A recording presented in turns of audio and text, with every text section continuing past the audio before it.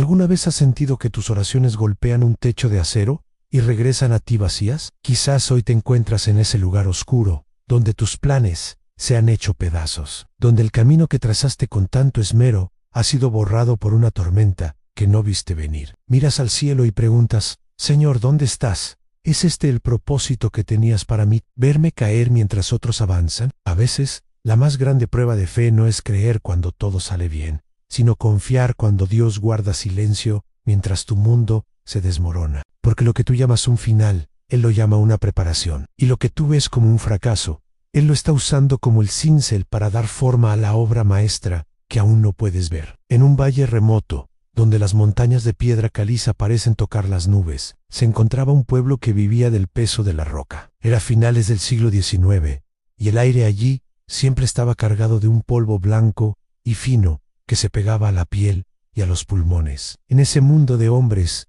de hombros anchos y manos callosas por el mazo, vivía Matías. Pero Matías no era como los demás canteros. Mientras otros medían su valor por cuántas piedras podían cargar, él medía el mundo por la proporción y la belleza. Matías poseía un don que parecía una bendición, y al mismo tiempo, su mayor tormento. Sus manos, aunque obligadas a trabajar en la cantera desde los 14 años, tenían la delicadeza de un artista. En cada trozo de papel que caía en sus manos, dibujaba catedrales imposibles, arcos perfectos y cúpulas que desafiaban la gravedad. Él estaba convencido de que Dios le había susurrado esos diseños al oído, con un propósito claro. Matías debía abandonar aquel valle de polvo para construir los templos más hermosos de la capital. Estaba seguro de que su destino era la grandeza, lejos del ruido ensordecedor de los picos golpeando la piedra. Sin embargo, el propósito de Dios a veces se viste de tragedia para despojarnos de nuestro ego. Faltaban apenas 2 días para que Matías partiera hacia la gran ciudad.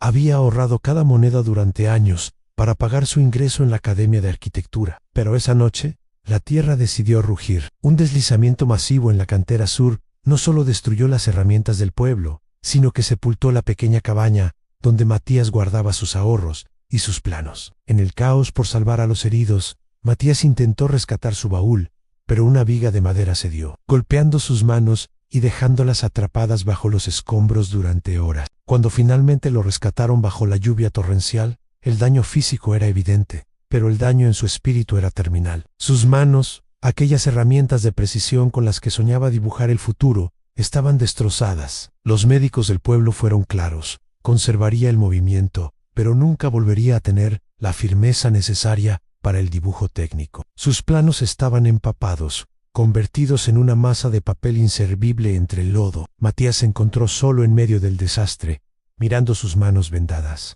El dolor físico no era nada comparado con la rabia que sentía hacia el Creador. ¿Para esto me diste este don?, gritaba Matías hacia el firmamento oscuro, donde los relámpagos iluminaban su desesperación. Me hiciste soñar con las alturas para luego enterrarme en el barro. Si tu propósito para mí era ser un lisiado en una cantera miserable, ¿por qué me diste el alma de un arquitecto? Te burlaste de mí. Ese fue el inicio de su invierno espiritual. Matías dejó de orar, dejó de mirar hacia arriba y comenzó a caminar con la mirada clavada en el suelo, convencido de que Dios era un arquitecto cruel que disfrutaba destruyendo sus propios edificios. Lo que Matías no sabía es que, para construir una catedral eterna, Dios primero debe limpiar el terreno de todas nuestras vanidades personales. Siguieron meses de un silencio ensordecedor. Matías se convirtió en una sombra que recorría la cantera, cumpliendo con tareas menores que no requerían la destreza de sus manos, sino solo la inercia de su cuerpo. El joven que antes encontraba música en el golpe del cincel contra la caliza, ahora solo escuchaba ruido. Cada mañana, al despertar y ver las cicatrices que surcaban sus dedos, sentía que Dios no solo le había quitado su futuro, sino que le había dejado un recordatorio físico de su abandono. Su fe, que una vez fue el combustible de su creatividad, se había transformado en un muro de piedra, más frío y duro que cualquier montaña del valle en él. El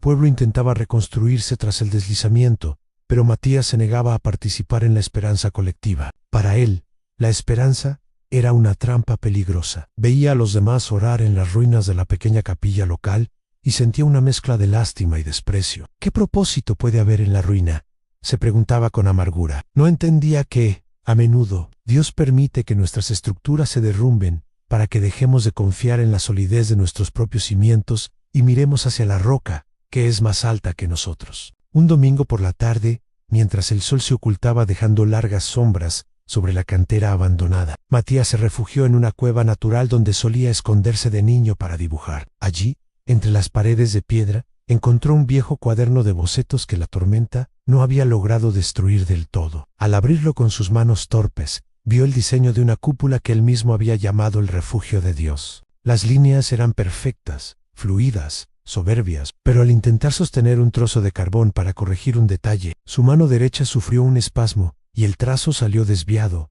rasgando el papel. Fue en ese instante cuando la rabia contenida durante meses estalló. Matías arrojó el cuaderno contra la pared de la cueva y se hundió en el suelo, sollozando con una fuerza que le dolía en el pecho. «Me lo quitaste todo», gritó, y el eco de la cueva le devolvió sus propias palabras como una burla. «Si mi propósito era servirte, ¿por qué me rompiste? ¿Por qué me dejaste el deseo de crear si ya no tengo la capacidad de hacerlo? Si este es tu plan, prefiero la nada». Pero en el fondo de ese abismo emocional, algo empezó a cambiar. No fue una voz del cielo, ni un milagro físico en sus manos. Fue un pensamiento intrusivo, una pequeña luz de conciencia que empezó a perforar su orgullo. Matías empezó a notar que, mientras él se lamentaba por los palacios que no construiría en la capital, la gente de su pueblo estaba viviendo a la intemperie. El hospital de la aldea estaba agrietado y era peligroso. La escuela no tenía techo firme, y las viudas del deslizamiento vivían en chozas que se desmoronaban con cada brisa. Dios no estaba en silencio. Dios estaba esperando a que Matías dejara de mirar sus propias manos heridas para que empezara a ver las heridas de los demás. Su don para la arquitectura no le había sido dado para su gloria personal en una ciudad lejana, sino para ser la respuesta a las oraciones de aquellos que no tenían voz.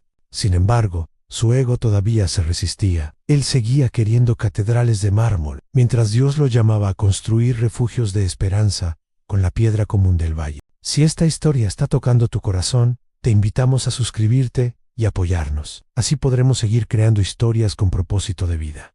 Gracias por estar aquí. Esa noche, Matías tuvo un sueño inquietante. No soñó con edificios terminados, sino con una cantera donde las piedras gritaban de dolor mientras eran talladas. En el sueño, él era una de esas piedras, y el escultor, cuyo rostro estaba oculto por una luz cegadora, le decía: «No te golpeo para destruirte, Matías. Te golpeo para quitarte lo que te sobra, para que la figura que diseñé antes de que nacieras pueda finalmente salir a la luz». Matías despertó empapado en sudor, con el corazón martillando contra sus costillas, sintiendo por primera vez que la mano de Dios no lo estaba aplastando, sino que lo estaba sujetando con una fuerza aterradora y amorosa a la vez. La verdadera crisis no llegó con un trueno, sino con un susurro de peligro que solo alguien con ojos de arquitecto podría notar. Una tarde, mientras Matías caminaba cerca de la vieja escuela del pueblo, un edificio de piedra que albergaba a más de 50 niños, Matías notó una grieta que no estaba allí el día anterior.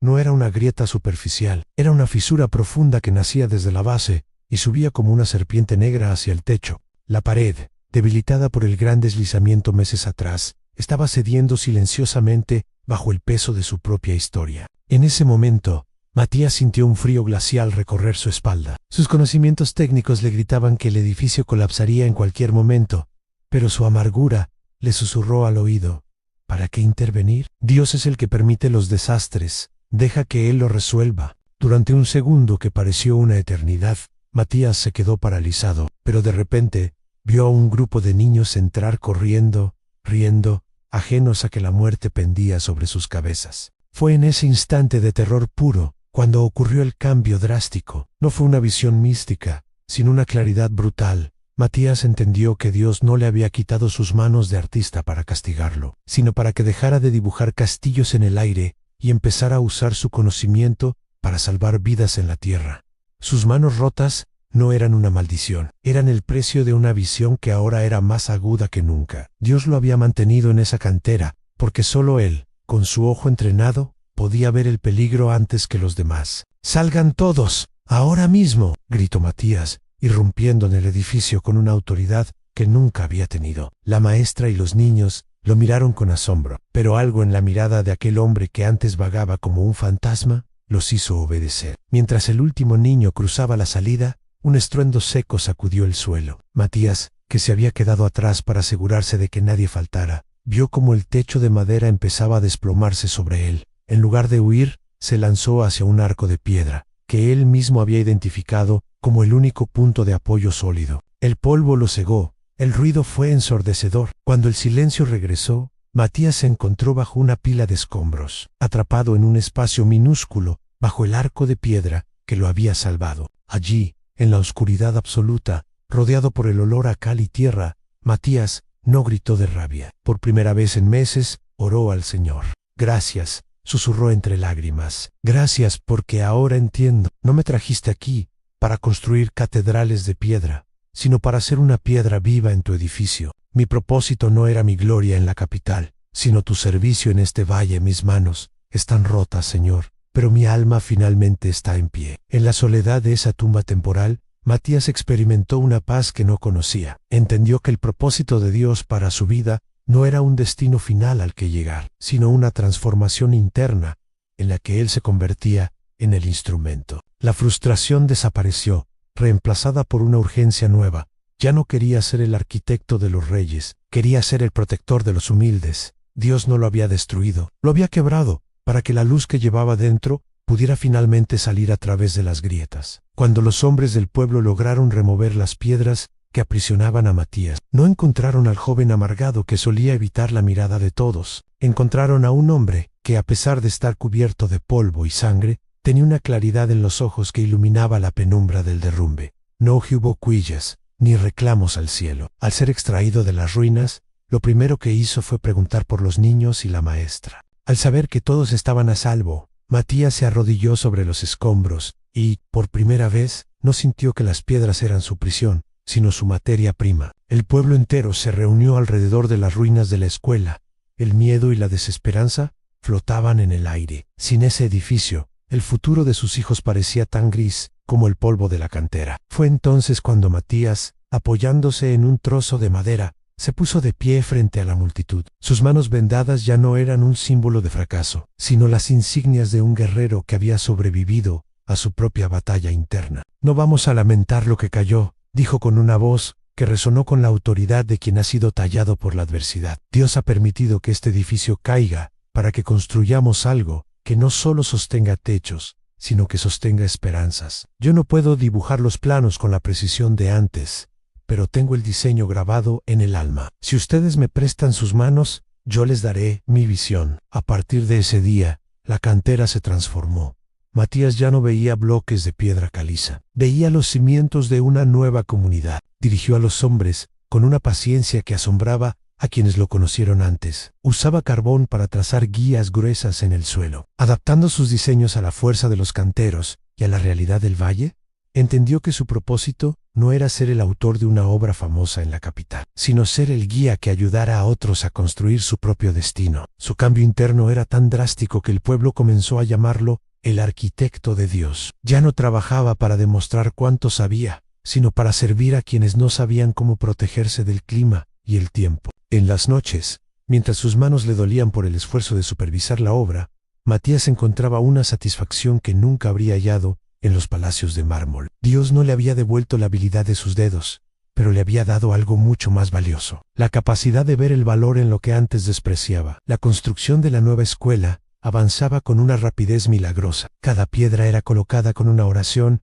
y cada viga con un propósito. Matías comprendió que Dios lo había quebrado para que dejara de ser un edificio rígido y se convirtiera en un puente. Al final de cada jornada, se sentaba a observar el progreso y sentía que el silencio de Dios ya no era vacío, sino una presencia constante que aprobaba cada piedra puesta en su lugar. Había descubierto que el propósito de Dios no es una meta que se alcanza con el éxito, sino una obediencia que se vive en el sacrificio diario. Un año después del derrumbe, la nueva escuela del Valle se alzaba imponente, pero no por su lujo, sino por su solidez. No era el palacio de mármol con el que Matías había soñado en su juventud, pero era algo mucho mejor.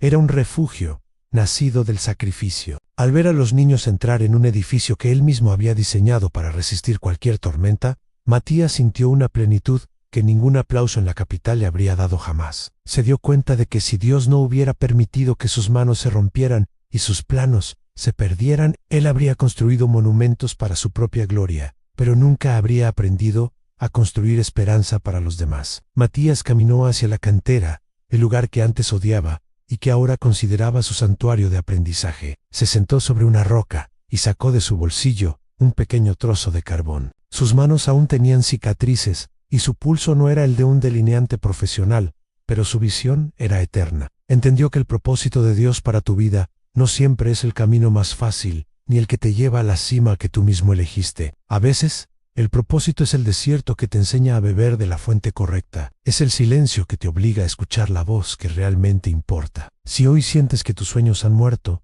si miras tus manos y solo ves cicatrices de fracasos, recuerda la historia de Matías. Quizás Dios no te está quitando tus herramientas, sino que te está despojando de tus ilusiones para darte una misión verdadera. No te desesperes ante el golpe del cincel, porque el escultor no está intentando destruirte, está intentando liberarte de todo lo que te impide brillar. Tu valor no reside en lo que haces, sino en quién te conviertes mientras atraviesas el fuego de la prueba. Dios es el arquitecto maestro, y Él nunca desperdicia un escombro. Cada lágrima que has derramado, cada puerta que se ha cerrado y cada plan que se ha roto son los materiales con los que Él está construyendo algo mucho más grande de lo que puedes imaginar. Tu propósito no es un destino lejano, es la fidelidad en el lugar donde te encuentras hoy. No mires lo que perdiste, mira lo que Dios está haciendo con lo que te queda. Porque cuando pones tu vida en sus manos, descubres que incluso las piedras más ásperas pueden convertirse en el cimiento de un milagro. Este ha sido un relato para historias con propósito de vida. Si hoy te sientes quebrado, no temas. Recuerda que es a través de las grietas por donde finalmente puede entrar la luz. Confía en el proceso, confía en el tiempo de Dios y sobre todo, confía en que el propósito que Él tiene para ti es infinitamente superior a cualquier sueño que hayas tenido que soltar.